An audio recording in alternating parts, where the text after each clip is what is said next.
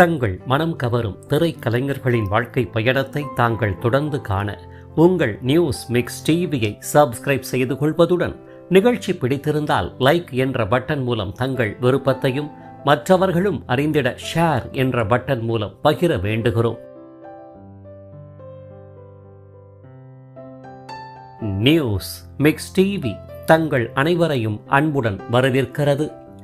சுமாரான உயரம், மாநிலம் கொண்ட தோற்ற பொலிவில், நன்கு முன்ஏறிய நெற்றி உடைய முக வடிவில், நவரசங்களை நன்கு வெளிப்படுத்தும் சிறிய கண்கள் உள்ளிட்ட தோற்ற காரணிகளையும், அச்சரம் பிசகாத தெள்ள தெளிவான உச்சரிப்புகளுடன் கூடிய வசன மொழிகளை எடுத்து ஏம்பும் பிரத்யேக குரல் வளம் மட்டுமின்றி பாடகர், வில்லன் மற்றும் குணச்சித்திரம் எனும் பன்முக நாயகராக 6 தலைமுறை திரைக்கலைஞர்களோடு தனது தேர்ந்த கலைத்திறத்தால் வலம் வந்தவர் என்ற சிறப்பு காரணிகளையும் தன்னகத்தை கொண்டவர்தான் மேடை நாடக உலகம் மட்டுமின்றி சின்ன திரை மற்றும் வெள்ளித்திரையில் முத்திரை பதித்த பன்முக கலைஞர் ஐயா கம்பர் ஜெயராமன் ஆவார்.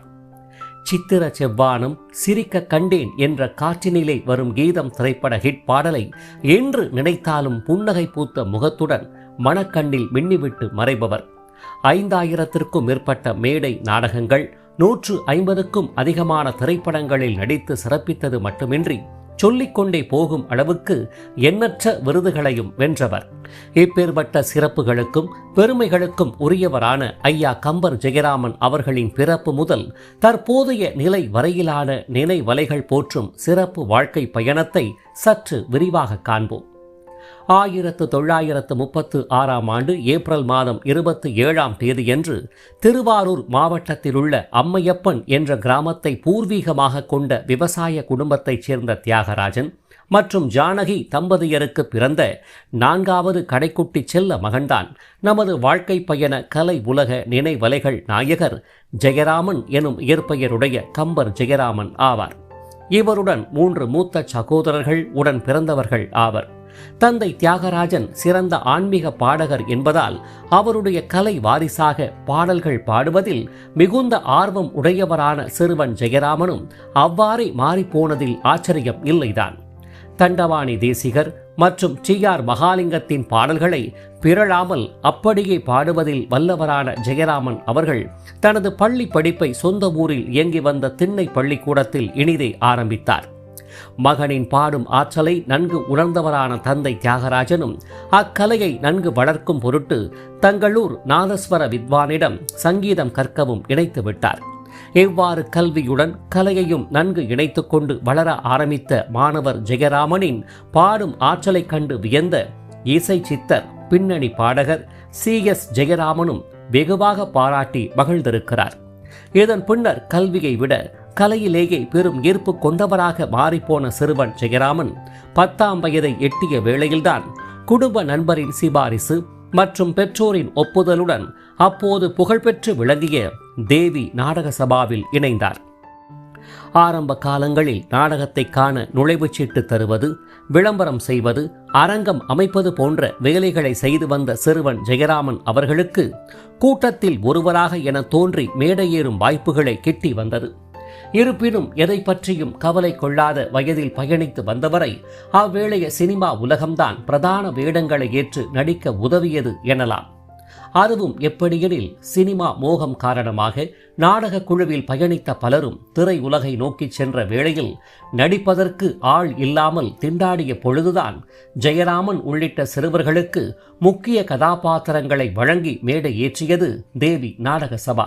தொடக்க காலங்களில் மக்கள் திலகம் எம்ஜிஆர், நடிகர் திலகம் சிவாஜி கணேசன், அருட்செல்வர் A.P. நாகராஜன் மற்றும் A.K. வீராசாமி போன்று ஸ்திரீ பாட் எனும் பெண் கதாபாத்திர வேடங்களை ஏற்று நாடக உலகில் சிறப்பித்து வந்த மாணவர் ஜெயராமன் அவர்களின் தங்கையாக K.S. கோபாலகிருஷ்ணனின் தம்பி என்ற நாடகத்தில் நடித்து ரசிகர்களின் பெரும் வரவேற்பை பெற்றார் மறைந்த முன்னாள் முதல்வர் கருணாநிதி அவர்களின் துணைவியார் ராஜாத்தி அம்மாள் அவர்கள்.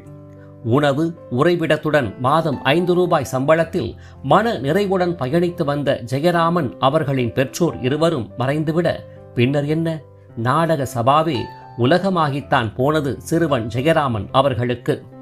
தேவி நாடக சபாவில் கதையின் நாயகன் கதாபாத்திரத்தை தவிர மற்ற அனைத்து வேடங்களையும் ஏற்று நடித்த ஜெயராமனுக்கு இணையாக ராஜாமணி அம்மையாரும் சண்முக சுந்தரி அம்மையாரும் தோன்றி நடித்து சிறப்பித்து வந்தனர். இவ்வாறு 14 வருடங்களுக்கு மேல் தேவி நாடக சபாவில் பயணித்து வந்த ஜெயராமன் அவர்கள் இதன் பின்னர் அதிலிருந்து விலகி SV சுப்பையாவின் நாடக குழு, இதையடுத்து நடிகவேள் MR ராதாவின் நாடக குழு என பயணித்து வந்தவர் பிரபல வில்ல நாயகர் RS மனோகரின் நேஷனல் தியேட்டர்ஸ் என்ற நாடக குழுவில் தன்னை இணைத்துக் கொண்டார். இந்நாடக குழுவால் மேடையேற்றப்பட்ட அனைத்து நாடகங்களிலும் நடித்து வந்த ஜெயராமனுக்கு இலங்கேஸ்வரன் என்ற நாடகத்தில் ஏற்ற லக்ஷ்மணன் கதாபாத்திரம் பெரும் பெயரை வாங்கித்தான் தந்தது எனலாம். RS மனோகரால் மிகவும் பாசமுடன் தம்பி என கொண்டாடப்பட்ட ஜெயராமன் அவர்கள் இதனைத் தொடர்ந்து பண்டரிபாய், MN ராஜம், முத்துராமன் மற்றும் தேவிகா என முன்னணி கலைஞர்களை உருவாக்கிய பாரதி கலைஞர் SV சகசரநாமம் தலைமையில் நடத்தப்பட்ட சேவா ஸ்டேஜ் நாடக குழுவிலும் இணைந்து எண்ணற்ற மேடை நாடகங்களில் தோன்றி நாடக ரசிகர்களை கவர்ந்தும் வந்தார். பிரபல எழுத்தாளர் கு. அழகிரிசாமியின் கவி சக்கரவர்த்தி எனும் நாடகத்தில் கம்பர் கதாபாத்திரத்தை ஏற்று நடிக்க பலரும் போட்டியிட்ட வேளையில் ஓட்டெடுப்பு நடத்தப்பட்டு பலராலும் கம்பராக தோன்ற தேர்ந்தெடுக்கப்பட்டவர்தான் ஜெயராமன் ஆவார். இவ்வாறு மேற்கண்ட கவி சக்கரவர்த்தி நாடகத்தில் கம்பராக தோன்றி பாடி நடித்த ஜெயராமனின் நடிப்பை கண்ட பலரும் பாராட்டி மகிழ்ந்து வந்த வேளையில்தான் மும்பையிலும் தமிழ்ச்சங்கம் சார்பில் இந்நாடகம் மேடையேற்றப்பட்ட போது கவி சக்கரவர்த்தியாக முழுமையாக மாறிப்போன ஜெயராமனின் பூரணத்துவ நடிப்பை கண்டு வியந்து போனவரும் அந்நாடகத்திற்கு தலைமை ஏற்றவருமான இராணுவ அமைச்சர் மேனன் அவர்கள் ஜெயராமன் அவர்களுக்கு கம்பர் என்ற சிறப்பு அடைமொழியை வழங்கி கம்பர் ஜெயராமன் என பெயர் சூட்டி மகிழ்ந்தார். இதையடுத்து சேவா ஸ்டேஜ் நாடகக்குழு மூலமாக அறிமுகமான பிரபல எழுத்தாளர்கள் BS ராமையா, தி. ஜானகிராமன், கு. அழகிரிசாமி மற்றும் கோமல் சுவாமிநாதன் உள்ளிட்டவர்களின் நாடகங்களில் நடித்ததோடு மட்டுமின்றி இலக்கியங்கள் மீதும் பெரும் பற்று ஏற்பட்டது கம்பர் ஜெயராமன் அவர்களுக்கு. இவ்வாறு தனது 10ஆம் வயதில் தேவி நாடக சபாவில் இணைந்து கலையுலக வாழ்வை ஆரம்பித்து SV சுப்பையா நாடக குழு, MR ராதா நாடக குழு என பயணித்து சேவா ஸ்டேஜ் என எண்ணற்ற நாடக குழுக்களில் இணைந்து நாடகவானின் புகழ் நட்சத்திரமாக ஜொலித்து வந்த கம்பர் ஜெயராமன் அவர்கள் வீரப்பன் உள்ளிட்ட 20க்கும் மேற்பட்ட நாடக கலைஞர்கள் ஒன்றாக இணைந்து ராயப்பேட்டையில் உள்ள பிரதான கட்டடத்தில் வசித்து வந்த வேளையில்தான் ஹிந்தி எதிர்ப்பு காரணமாக நடைபெற்ற போராட்டச் சூழலில் போராட்டத்தில் பங்கேற்றார் என தவறுதலாக முத்திரை குத்தப்பட்டு சிறை கைதியாக கம்பர் ஜெயராமன் உள்ளிட்ட சிலர் அல்லல் உற்றது வருத்தத்திற்குரிய நிகழ்வாகும். இதையடுத்து சேவா ஸ்டேஜின் SV சகசரநாமம் அவர்களின் தலையீட்டின் பேரில் போராட்டக்காரர்களுக்கும் கம்பர் ஜெயராமன் உள்ளிட்ட நாடக கலைஞர்களுக்கும் எவ்வித சம்பந்தமும் இல்லை என தெளிவுபடுத்தப்பட்டு விடுவிக்கப்பட்டது அவருடைய வாழ்வில் மறக்க முடியாத நினைவலை ஆகும். இதன் பின்னர் நாடக உலகிலேயே மின்னி வந்த கம்பர் ஜெயராமனுக்கு மற்ற கலைஞர்களுக்கு ஏற்படக்கூடிய சினிமா என்ற ஆசை கனவு உதயமானதில் ஆச்சரியம் இல்லைதான். இதன் அடிப்படையில் AVMின் அன்னை என்ற திரைப்படத்தில் கதையின் நாயகராக அழகிய மிதிலை நகரினிலே என்று குமாரி சச்சுவுடன் டூயட் பாட வேண்டியவருக்கு தேடி வந்த வாய்ப்பும் ஏனோ தெரியவில்லை ஹரநாத்திற்கு செல்ல. இதைப் போலவே தாயுள்ளம் என்ற திரைப்படத்தில் கிடைத்த வாய்ப்பும் உயரம் உள்ளிட்ட சில பல காரணங்களால் நழுவி வளையாபதிக்கு கிட்ட என தொடர் ஏமாற்றங்களால் மனம் கலங்கி போன ஜெயராமனுக்கு ஆறுதல் அளிக்கும் வகையில் இயக்குனர் ASA சாமி வடிவில் வாய்ப்பு ஒன்று தேடித்தான் வந்தது. இதன் பேரில் 1960 RS மனோகர் AV சரோஜா நடிப்பில் மாடர்ன் தியேட்டர்ஸ் தயாரிப்பில் வெளியான கைதி கண்ணாயிரம் என்ற திரைப்படத்தில் பிரதான கதாபாத்திரம் ஜெயராமன் அவர்களுக்கு தரப்பட்ட வேளையில்தான் ASA சாமி அவர்கள் அத்திரைப்படத்திலிருந்து விலக மாடர்ன் தியேட்டர்ஸ் நிறுவனர் TR சுந்தரமே இயக்க என படப்பிடிப்புகள் சென்ற நிலையில் ஜெயராமனுக்கு தரப்பட்ட கதாபாத்திரத்தின் அளவு குறைக்கப்பட்டு தங்கவேலுவின் காட்சிகள் அதிகமாக்கப்பட்ட நிகழ்வும் நடந்ததுண்டு. இவ்வாறு வெள்ளித்திரையிலும் வாய்ப்பு கிடைக்காத சூழல் ஒருபுறம் எனில் மற்றொரு புறம் கிடைத்தாலும் காட்சி பதிவுகள் குறைவு என அடிமேல் அடியாக கலைப்பயணம் சென்ற நிலையில்தான் 1962 AVM தயாரிப்பில் நடிகர் திலகம் சிவாஜி கணேசன் நடிப்பில் வெளியான உயர்ந்த மனிதன் என்ற திரைப்படத்தின் வாயிலாக துணை இயக்குனர் என்ற மற்றொரு கலை வாய்ப்பு கம்பர் ஜெயராமன் அவர்களை நாடி வந்தது. இதன் பேரில் மாதம் 300 ரூபாய் சம்பளம் என்ற அடிப்படையில் துணை இயக்குனராக மாறிப்போன ஜெயராமன் அவர்கள் அத்திரைப்படத்தில் நடித்த வாணிஸ்ரீ, சிவகுமார் மற்றும் பாரதி உள்ளிட்டவர்களுக்கு தமிழ் உச்சரிப்பு, வசனம் ஆகியவற்றை கற்றுத்தரும் பணியினையும் மேற்கொண்டு வந்தவர் அத்திரைப்படத்தில் சிறு கதாபாத்திரம் ஒன்றையும் ஏற்று நடித்துள்ளார். இவ்வாறு இரட்டை இயக்குநர்களான கிருஷ்ணன், பஞ்சுவிடம் 20 ஆண்டுகள் வரை உதவி இயக்குநராக பணி செய்து வந்த கம்பர் ஜெயராமன் அவர்கள் மக்கள் திலகம் எம்ஜிஆருடன் படகோட்டி, நடிகர் திலகம் சிவாஜி கணேசனுடன் குறவஞ்சி, கை கொடுத்த தெய்வம் மற்றும் கந்தன் கருணை உள்ளிட்ட திரைப்படங்களிலும், ஜெய்சங்கருடன் பொண்ணு மாப்பிள்ள, ரவிச்சந்திரனுடன் குமரி பெண், ஏவிஎம் ராஜனுடன் வீர அபிமன்யு, பிரேம் நசீருடன் திலகம், முத்துராமனுடன் கண்ணம்மா உள்ளிட்ட திரைப்படங்களில் துணை கதாபாத்திரங்களை ஏற்றும் நடித்து சிறப்பித்து வந்தார். முத்துராமன் கவிதா நடிப்பில் வெளியான காற்றினிலே வரும் கீதம் என்ற திரைப்படத்தில் இளையராஜா, பஞ்சு அருணாச்சலம் பாடலிசை கூட்டணியில் பி ஜெயச்சந்திரன் வசீகர பின்னணியில் ஒலித்த சித்திர செவ்வானம் சிரிக்க கண்டேன் என்ற எவர் கிரீன் ஹிட் பாடலில் ஒரு படகோட்டியாக தோன்றி மனம் கவர்ந்திருப்பார் கம்பர் ஜெயராமன் அவர்கள்.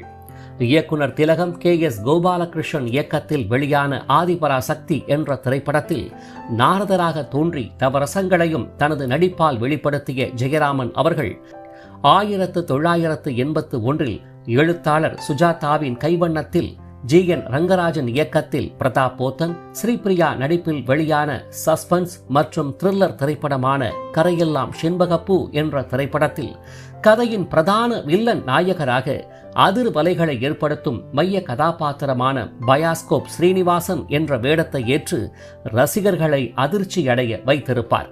இதன் பின்னர் மீண்டும் பிரதாப் போத்தனுடன் எச்சில் இரவுகள், மோகனுடன் டிசம்பர் பூக்கள், கார்த்திக்குடன் சக்கரவர்த்தி உள்ளிட்ட திரைப்படங்களில் நடித்து வந்தவர் நாடக உலகையும் மறவாது அதனிலும் தன்னுடைய தேர்ந்த ஆற்றலை வெளிப்படுத்தும் வண்ணமாக கோமல் சுவாமிநாதன் நாடகக்குழு உள்ளிட்ட பல்வேறு நாடக குழுக்களிலும் நடித்து ரசிகர்களை நன்கு கவர்ந்தும் வந்தார்.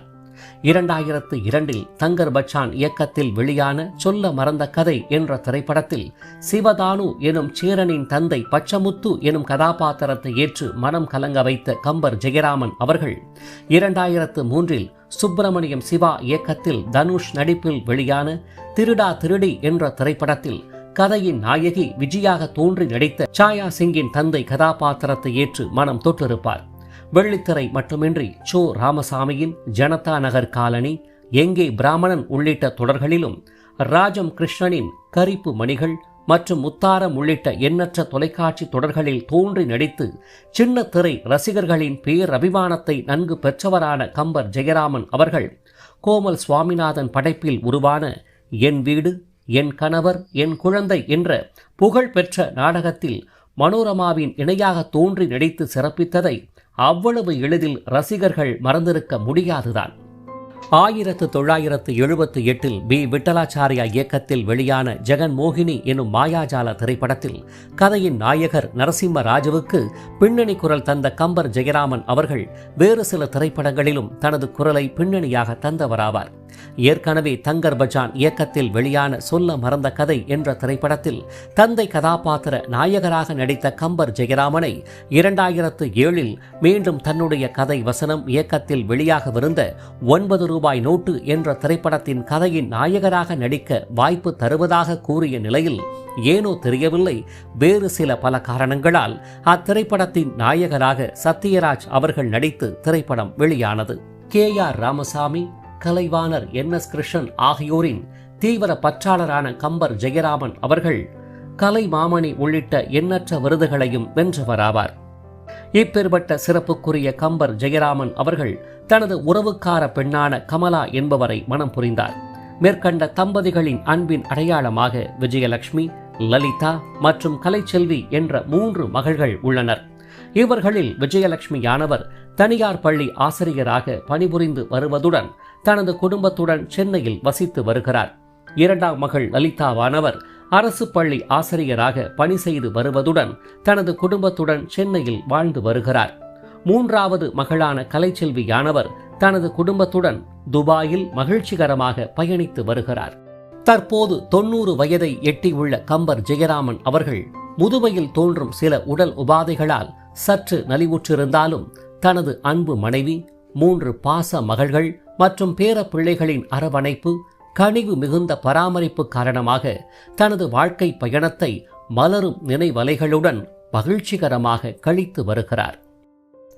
இவ்வாறு தனது தேர்ந்த நடிப்பாற்றலால் நாடக உலகம், வெள்ளித்திரை மற்றும் சின்னத்திரை ரசிகர்களின் மனதில் பேரிடம் பிடித்து நீங்காத நினைவலைகளின் நாயகராக வாழ்ந்து வரும் ஐயா கம்பர் ஜெயராமன் அவர்கள் வளங்கள் பல நிறைந்த நலன்களோடு அமைதியும் மகிழ்ச்சியும் கலந்த வாழ்வில் நீடூழி வாழ ரசிகர்களாகிய நாம் அனைவரும் ஒன்றிணைந்து வாழ்த்துவோம் என கூறி, இவரை போன்ற கலை உலக பன்முக குணச்சித்திர நாயகர்களான புலியூர் சரோஜாவின் காதல் கணவரும், வில்லன் குணச்சித்திர வேடங்களை ஏற்று மனம் கவர்ந்தவரும், ஏழை குழந்தைகளுக்காக பள்ளிக்கூடத்தை நிறுவியவரும், மகனின் மரணம் தந்த வலியால் உடல் நலிவுற்று மறைந்து போனவருமான ஜி ஸ்ரீனிவாசன் அவர்களின் வாழ்க்கை பயணத்தை மேலே தோன்றும் இணைப்பின் மூலமாகவும், பஞ்சாயத்து தலைவர், ஊர் பெரியவர் எனும் எண்ணற்ற குணச்சித்திர கதாபாத்திரங்களை ஏற்று பல தலைமுறை கண்ட கலைஞரும், வள்ளலார் எனும் ராமலிங்க சுவாமிகளின் தீவிர பக்தரும்,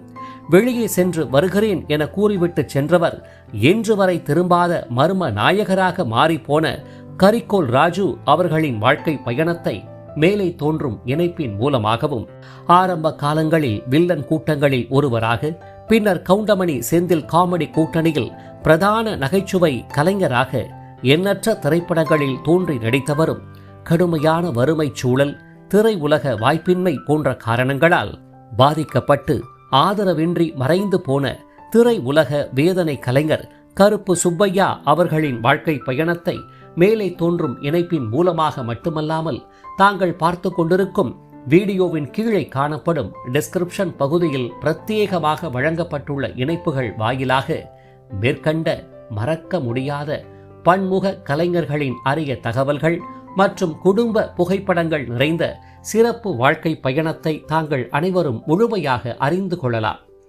இவர்களை போன்ற பன்முக பழம்பெரும் கலைஞர்களின் வாழ்க்கை பயணத்தை தாங்கள் தொடர்ந்து காண உங்கள் நியூஸ் மிக்ஸ் டிவியை சப்ஸ்கிரைப் செய்து கொள்வதுடன், பின்னர் வரும் பெல் பட்டனில் உள்ள ஆல் என்ற எழுத்தை தெரிவு செய்து கொண்டு தங்களின் விருப்பத்தை லைக் என்ற குறியீடு மூலமாகவும் கருத்துக்களை கமெண்ட் பாக்ஸ் வாயிலாகவும் பகிர வேண்டுகிறோம். காத்திருங்கள் மற்றும் ஒரு வாழ்க்கை பயணத்திற்கு. அதுவரை இணைந்திருங்கள் உங்கள் நியூஸ் மிக்ஸ் டிவியுடன். நன்றி.